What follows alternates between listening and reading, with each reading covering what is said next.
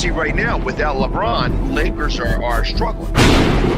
Let me tell you about a team I hate, all right? I know the Dallas Cowboy fan is here, so I had to make sure he knew how much I hate this team. I'm ready. I've often said that the people who run baseball, they try very hard to ruin it. I'm from Brooklyn. I don't have a problem saying it to his face. Oh, I'm from Brooklyn. Hey, guess any.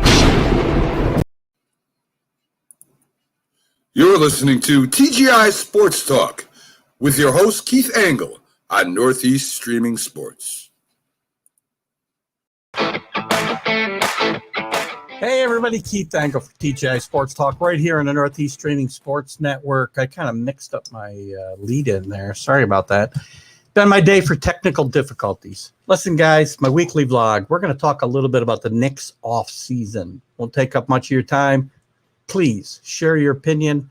Thank you to all the groups that let me share this, the NBA, the basketball groups, Knicks groups that will get this.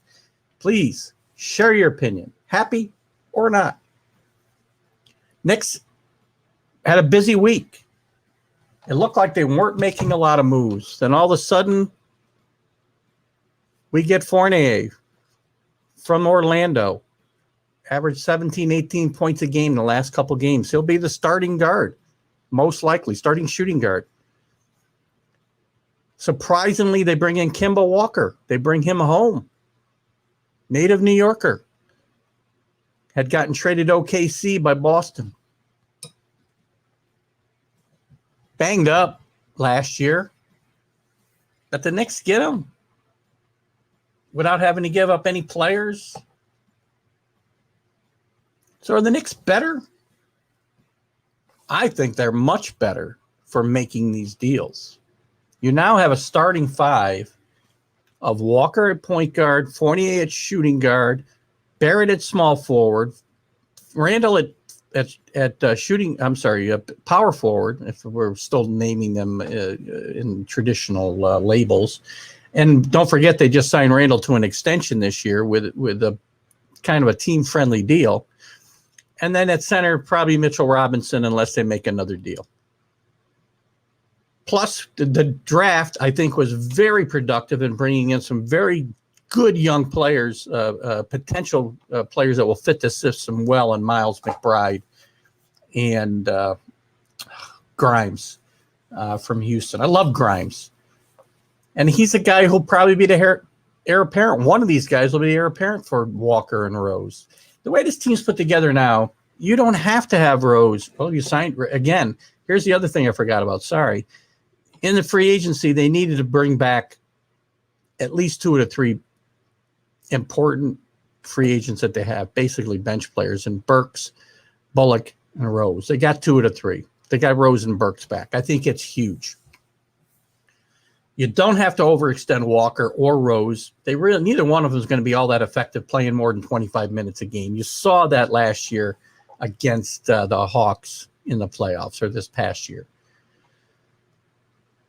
You also saw the fact that they couldn't put the ball in the basket, and they just collapsed on Randall and took him totally out of his game. Well, you're not going to have that now. You got Walker who can put the ball in the hoop. You got Fournier who can put the ball in the hoop. You've got Barrett, who I think skill set fits better at small forward in a lot of ways than it does at shooting guard. And of course, you got Randall, and then it's whatever you do at the center position. Again, you don't need a lot of points. My worry about Robinson is he's going to want plays run through him. He's going to want touches. And they might be better served with Noel and Gibson playing some kind of combination there, unless Leon Rose is not done. There are still pieces he could move, trade in this offseason. You got Toppin. You got Quickly, who I love, but now is potentially expendable because of the free agent signings and the draft.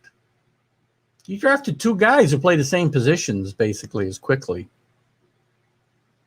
and maybe play some better defense. I love Quickly. I don't know that I give up on him as quickly, but if I can put together a big trade, and I'm not even sure who I'm even talking about right now. We'll talk about that as we go down the road. But the Knicks have some pieces to be able to trade, and Toppin maybe. Although I think Toppin might be asked to play some more center and maybe learn to play that position a little bit better and bulk up better to do so.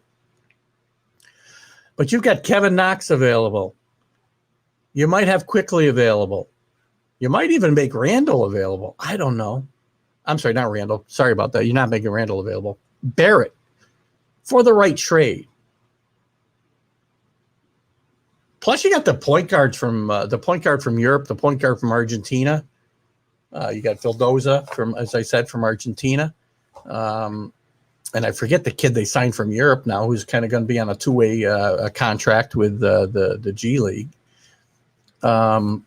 They're deep in the backcourt, deep, and they got people that they can move. So Leon Rose may not be done yet. Is this Knicks team better than it was last year? I think so. I think they brought in better talent in the backcourt. You're going to have Rose coming off the bench, which he excelled at last year, and he's not going to have to play major minutes. He can play 20, 25 minutes a game where he showed he was most effective. You can do the same thing with Walker to manage his health. We're worried about his knee. If Walker's anywhere near the player he was a couple years ago, he will be a great addition here. Plus, you didn't hurt the culture of the team in bringing in Fournier and Walker. They're both good guys on the floor, good guys on the bench, good guys in the locker room. The culture here is important. That's what turned the Knicks' fortunes around last year, was the culture change more than anything that Thibodeau and Rose instilled. And you brought in some really good players who don't hurt that culture. And you've set yourself up now. The team is better. I don't think this wasn't a 2-year building plan when they came in, that they were going to be winning an NBA championship. Do I think this team can compete in the East for the right to go to the finals? Possibly. They're going to be better than they were last year. They're going to be a tougher out in the playoffs than they were last year.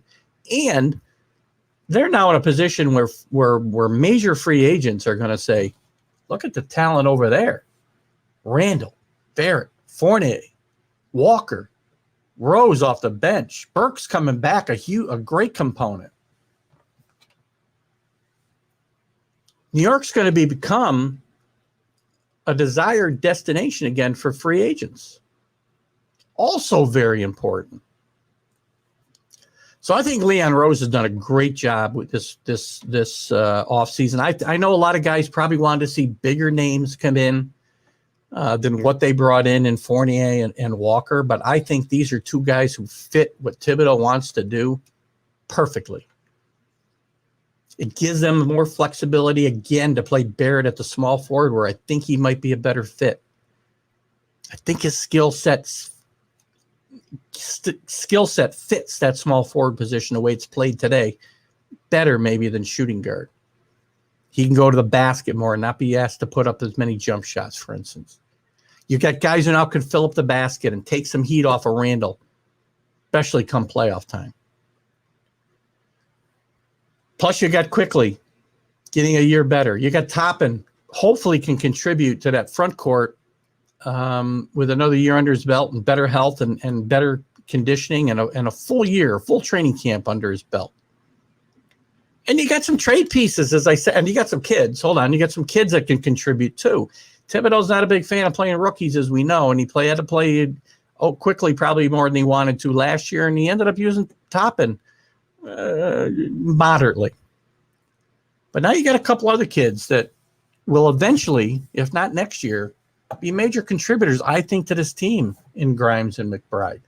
And the two foreign players, I don't know yet. We never know when they get here. Knicks don't have a great track record with foreign players, other than Porzingis.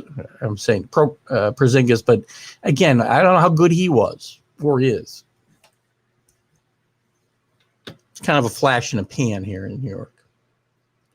So Knicks don't have a great track record there, so I don't know what we're going to get out of those guys this year or down the road.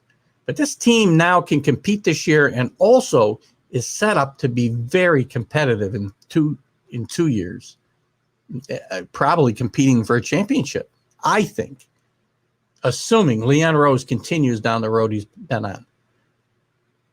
Done a great job last year changing the culture. Done a better job this year, or a good job again this year, continuing to build on what he put together last year.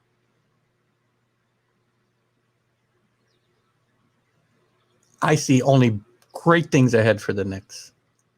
I can see them winning 50 games this year, low 50s even, winning a first-round playoff game, maybe even being a contender in the East, depending on how things go, what kind of moves get made. Who knows who's going to come available during the season. They don't match up great with the Bucks. Maybe the Bucks are a great example of how you can win today. You don't need a big three. They won with Giannis and some really good players around him, Holiday, Middleton, and a bunch of good role players.